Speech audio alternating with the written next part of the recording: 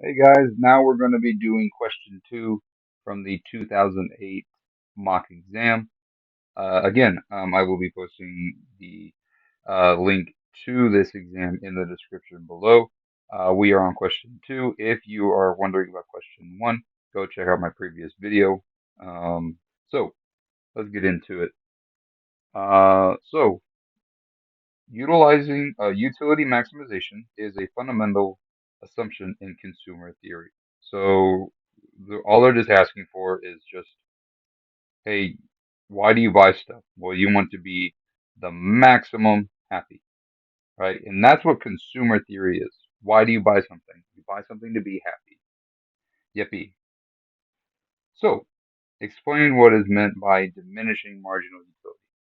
All right. So we said it all year long here, and I use the example of if you're on the desert, okay, and you were to really drink one water, this is the happiest you'll ever be, right? Because you finally get some water.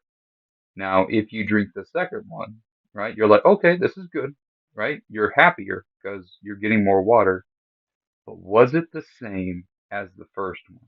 The first one was awesome. The second one was good, right? So you are better off, but it's less. The marginal is less. So explain what is meant by diminishing marginal utility. What you have to say, and all you have to say, is that when more of a good is consumed,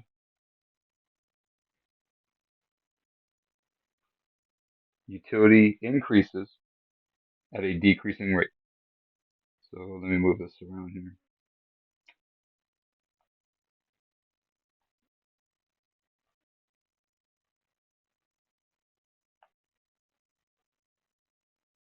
Utility is increasing at decreasing rate.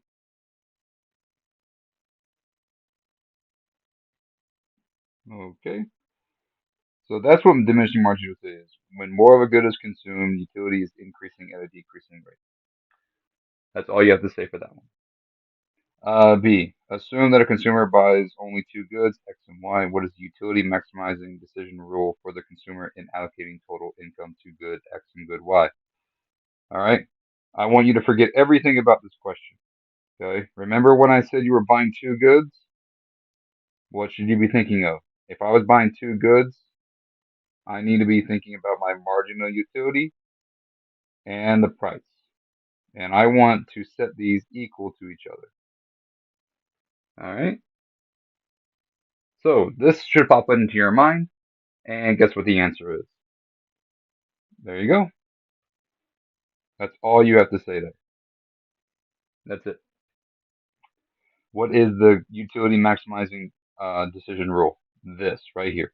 You need to set those equal to each other. C. Assume that a utility maximizing consumer is spending all of her income on two goods, X and Y. The price of per unit of good X is $2. The price per unit of good Y is $3. The margin utility of the last unit of good Y is 15. What is the maximum marginal utility of the last unit of good X consumed? So we know she's spending all of her income, so she is maximizing. And since she's maximizing, they are equal. So we're going to just plug in what they gave us. They gave us the price of X, which is 2, the price of Y, which is 3, and then they gave us the marginal utility of Y, which is 15.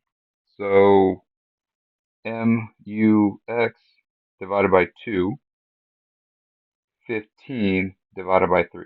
All I'm doing is I take the price of X, which is 2, the price of Y, which is 3, and the margin utility of Y, which is 15. So we're missing the margin utility of X. So how do we find that? Well, we're going to cross multiply. So that'll be 2 times 15 is equal to 3 times the marginal utility of X. So that'll be 30 equals to 3 times the marginal utility. How do we solve here? Divide. So that would equal 10. So therefore, your marginal utility of X is equal to 10. Okay? So when you do this math here, that's all you need to say is that. So what you would put, just for an example here, you would put D, or I'm sorry, it was C, and you would say the price of X equals 2, price of Y is equal to 3, MUY is equal to 15, MUX divided by 2, 15 divided by 3. So, and then you would solve it from here. Now there's two ways we can solve it. So there's the way we did earlier, and then there's this way, right? Because you would do 15 divided by 3, and then you would just multiply by 2 on both sides, and then that gives you marginal utility of X is equal to 10. So this is a perfect answer for C, and this will give you full credit. Now part D. Assume that the good X is a normal good and good Y is an inferior good. Assume that the consumer's income does not change, very important, but the price of X increases. So X is more expensive. Indicate how the substitution effect of the increase in the price of good X will affect purchases. So the substitution effect is, do I buy more substitutes? Okay. The price of X goes up. So do you buy more X or less X? Well, you buy less X because of the substitution effect. Now, because of the substitution effect, do you buy more at Y or less Y?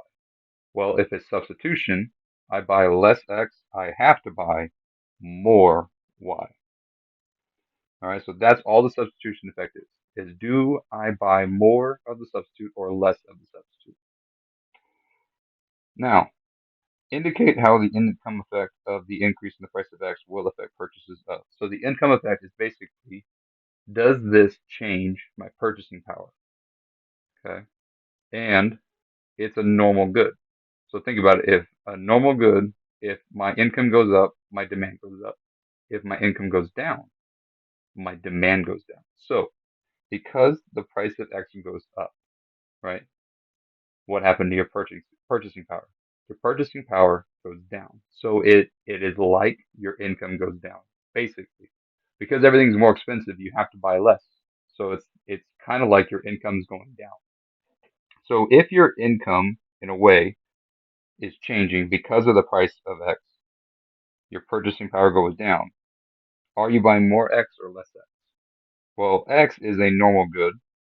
So therefore, if price goes up, your purchasing power goes down, you have to buy less.